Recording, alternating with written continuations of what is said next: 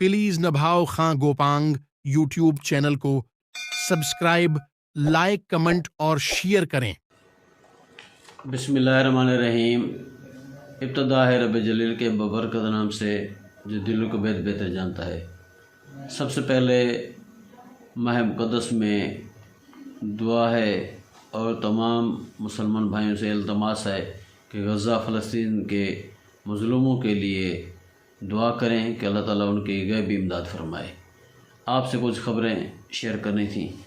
सबसे पहली खबर यह जो है, आज वज़ीर आज़म मियाँ शहबाज शरीफ के ज़ेर सदारत इजलास हुआ। शांगला बशाम के इलाके में जो एक हादसा पेश आया, ये बहुत बड़ी गाड़ी मुसाफिर वैन से टकराई जिसमें 6 अफराद हलाक हो गए, जिनमें 5 चीनी बाशिंदे शामिल थे जो एक डैम पर काम कर रहे थे, तो वो फौत हो गए। तो इस पर जो है ना सिक्योरिटी इंतज़ामात को तेज़ करने और उन्होंने अपने साथ वज़ीर इत्तलात, वज़ीर दाखिला और चीनी एम्बेसडर को भी साथ बिठाया हुआ था। इजलास में मुत्तफ़िक़ा फ़ैसला हुआ कि किसी सूरत भी दहशतगर्दी काबिल कबूल नहीं है। दूसरी बात कि परवेज़ इलाही साहब को चेस्ट का प्रॉब्लम था, ज़्यादा हो गया तो उनको पेम्स में शिफ्ट कर दिया गया है। सनम जवेद की ज़मानत मंजूर हो गई, लेकिन रिहाई अभी तक देखें क्या होता है, क्योंकि उनके ऊपर और केसेस भी हैं। उस्मान डार को मशरूत तौर पर उम्र अदा करने की इजाज़त मिल गई। 7 सेनेटर्स बिला मुकाबला मुंतखब, किस्मत हो तो ऐसी हो, और ख़ास कर उनमें मोहसिन नकवी साहब की किस्मत इसी 2 साल में बड़ी उन पर मेहरबान हो रही है। तो उन 7 सेनेटर में हामिद खान, राजा नासिर अब्बास, तलाल चौधरी, मोहसिन नकवी, जुल्फ़ी बुखारी, नासिर भट्ट, परवेज़ रशीद शामिल हैं जो बिला मुकाबला पंजाब से सेनेटर मुंतखब हुए हैं। PTI को अदालत की तरफ से मखसूस शरैत पर इस्लामाबाद में जलसा करने की इजाज़त मिल गई, क्योंकि पहले जलसा करने की इजाज़त नहीं मिली थी। DC इस्लामाबाद ने सिक्योरिटी खदशात के बहस एतराज़ लगा दिया था, लेकिन आज अदालत ने कहा हम हर सूरत दहशतगर्दों से निपटेंगे, लेकिन पाकिस्तान को मुंजमद नहीं होने देंगे, काम करते रहेंगे। लेकिन जो PTI के फ्रंट लाइन के जो जलसा करना चाहते हैं और उनके कारकुनान, उन पर मखसूस शराइत जो है ना वो रखी जाए इदारों की तरफ से, और इदारे आपस में उनके साथ मिल बैठ कर शराइत तय करें। शराइत की खिलाफ वर्जी करने पर उनके खिलाफ केस बनाए जाएंगे, उनको सज़ा मिलेगी। मौलाना फजलुर रहमान साहब ने ज़िमनी इंतखाबात में हिस्सा लेने से भी बाइकाट कर दिया और तहरीक चलाने का इंदिया दे दिया है। ख्वाजा साद रफ़ीक ने इलेक्शन लड़ने और मुशीर ख़ास बनने से इनकार कर दिया, लेकिन पूछने पर साफ़ी को कहा नो कमेंट्स। 8 फरवरी 2024 को काजी फैज़ ईसा ने PTI से बल्ले का निशान वापस ले लिया। RO ब्यूरोक्रेट लगाए, अदलिया के नहीं लगाए, यानी पेशावर और लाहौर हाई कोर्ट दोनों अदालतों का फैसला काला दम करार दे दिया। 1 साल से ज़ायद यही जज बोल रहे हैं, लेकिन कोई सुनवाई नहीं की गई। ये PTI रहनुमाई का मौक़िफ़ है जो आज उमर अयूब, रऊफ़ हसन, गौहर खां की सरबराही में हुआ। PTI के रहनुमाई को कहना है कि जी हमारे साथ काजी फैज़ ईसा साहब मुस्तकिल तौर पर मुसलसल हमारे साथ ज़्यादतियाँ कर दे रहे हैं, बल्ले का निशान भी वापस ले लिया और हमारे जो है ना आरोज़ के तहफ़्फ़ुज़ात भी दूर नहीं किए। लेकिन इस ज़िमनी इलेक्शन में शायद हम सुन्नी इत्तेहाद कौंसिल से हार्स के निशान पर, यानी कि घोड़े के निशान पर ज़िमनी इलेक्शन में हिस्सा लें। तो उन्होंने कहा कि अगर हमें इंसाफ नहीं मिला तो अपने मातहत जजों को भी कैसे यानी कि मातहत जजों को जो इंसाफ नहीं दे सका तो हमें क्या देगा।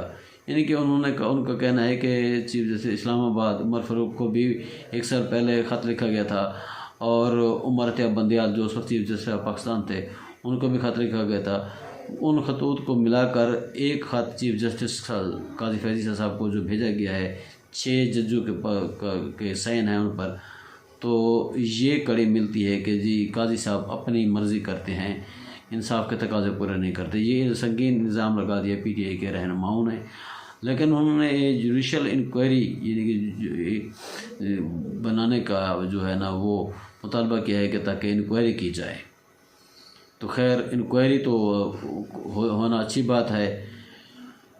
حالانکہ اسلام آباد ہائی کورٹ بار کا ہنگامی اجلاس ہوا، اور اس اجلاس کے بعد میاں داؤد بہت مشہور تکڑے وکیل، جن کی وجہ سے ایک شوکت عزیز صدیقی صاحب اور ایک جسٹس اعجاز الحسن صاحب کے بارے میں آپ سمجھ گئے ہوں گے کہ ان کے ایک ریٹ پٹیشن پر کام ہو گیا تھا ان کا۔ تو خیر میاں داؤد صاحب نے جوڈیشل کمیشن سے انکوائری کروانے کی درخواست دائر کر دی، جس میں ان 6 ججوں سمیت وفاقی حکومت کو فریق بنایا گیا ہے۔ جبکہ قاضی فیض عیسیٰ صاحب جو کہ chief justice of supreme court Pakistan ہیں، انہوں نے فل کورٹ بینچ بلا لیا، اجلاس جاری ہے۔ اجلاس ختم ہونے کے بعد جو بھی فیصلہ ہوگا وہ سامنے آ جائے گا۔ انہوں نے کہا ہے کہ آئینی اور قانونی پہلو سے دیکھ کر اس خطوط کے بارے میں آئندہ کا لائحہ عمل جو ہے نا وہ بتا دیں گے۔ تو دیکھتے ہیں کہ جی بھی اس میں کیا ہوتا ہے۔ اور پی ٹی آئی والوں نے کہا کہ جی ان جو خطوط میں انہوں نے جو الزام لگایا ہے کہ جی خفیہ ایگزیکٹو انٹیلیجنس کے ادارے مداخلت کرتے ہیں، آزاد عدلیہ پر ایک قدغن ہے، تو واقعی ان کی مداخلت پر عمران خان کو سیفر اور توشہ خانہ کیس میں سزائیں ہوئیں۔ تو دیکھتے ہیں کہ انکوائری فل کورٹ بینچ تشکیل دینے کے بعد inquiry commission judicial inquiry commission مقرر ہونے کے بعد انکوائری کا جو نتیجہ نکلتا ہے اس میں عمران خان بے گناہ ثابت ہوتا ہے یا گناہ گار۔ تو آگے بات کرتے ہیں جی نون لیگی رہنما عرفان صدیقی نے کہا ہے کہ عدلیہ صرف ججوں کا حساب کر سکتی ہے، آرمی کے اداروں کا نہیں۔ آرمی کے تمام ادارے، وزارت داخلہ، وزارت قانون اور chief justice of army staff کی زیر نگرانی سیکورٹی اجلاس میں فیصلے ہوتے ہیں۔ خیر پی ٹی آئی جو بھی کہے، جو بھی ان کا ان 6 ججوں کے خط کا جو ہے نا اوپن ہیئرنگ ہونی چاہیے، تو یہ ناممکن ہے۔ بانی پی ٹی آئی نے اڈیالہ جیل سے چیف جسٹس قاضی فیض عیسیٰ سے مطالبہ کر دیا ہے کہ پی ٹی آئی کی 25 مئی کی ریٹ پٹیشن کی سنوائی کی جائے، کیونکہ ہمیں اس پر جو ہے نا بالکل امید ہے کہ ہمیں انصاف ملے گا، کیونکہ 9 مئی کے واقعات میں ملوث تمام ملزمان کو سزا واقعی دیں، سی سی ٹی فوٹیج اور دوسرے ثبوت و شواہد کی روشنی میں دیکھیں اور اس کو مد نظر رکھتے ہوئے فیصلہ سنا دیں۔ اس میں چاہے پی ٹی آئی کے لوگ ہوں، چاہے جس پارٹی کے لوگ ہوں، ان کو واقعی سزا دینی چاہیے، کیونکہ وہ ریاست کے خلاف ہیں۔ وکلاء نمائندگان کا ملک گیر اجلاس ہونا چاہیے، کیونکہ اس طرح کے خطوط کا آنا آزاد عدلیہ پر قدغن ہے، خفیہ اداروں کی عدالتوں میں مداخلت قابل مذمت ہے، یہ سول سوسائٹی کے لوگوں کا کہنا ہے۔ اور واقعی اگر مداخلت ہے تو اچھی بات نہیں ہے۔ اگر جھوٹ بولا ججوں نے کسی سیاسی، یعنی کہ انہوں نے اوپنلی کہہ دیا کہ پی ٹی آئی کی جماعت کو ایک مطلب بینیفٹ دینے کے لیے یہ خط بنایا گیا ہے، لیکن خیر اندر کے بات تو جہاں پر وہ لوگ بیٹھے ہیں وہ جانتے ہیں۔ مبینہ ذرائع کے مطابق جو اطلاعات ہمارے تک پہنچے وہ ہم آپ سے شیئر کرتے ہیں۔ تو انہوں نے کہا جی ڈونلڈ لو نے جو بائیڈن کی حکومت کو بچانے کے لیے جھوٹ بولا، حالانکہ اصل سیفر جو ہے اصل safer ministry of foreign affair میں موجود ہے، جس کی 8 کاپیاں متعلقہ حکام تک پہنچائی گئی تھیں، جو 15 اگست 2023 کو واپس دفتر جمع کروانی تھی، لیکن 15 جون تک معاملہ لٹکا دیا گیا اور اسی دوران عمران خان پر سیفر کیس کا مقدمہ درج ہو گیا، اور اس کے بعد یک کے بعد دیگر 200 کے قریب مقدمات درج ہوئے۔ تو ناظرین یہ چند اہم باتیں آپ سے شیئر کرنی تھی۔ اپنا خیال رکھیے گا، ملیں گے اگلے ولاگ میں۔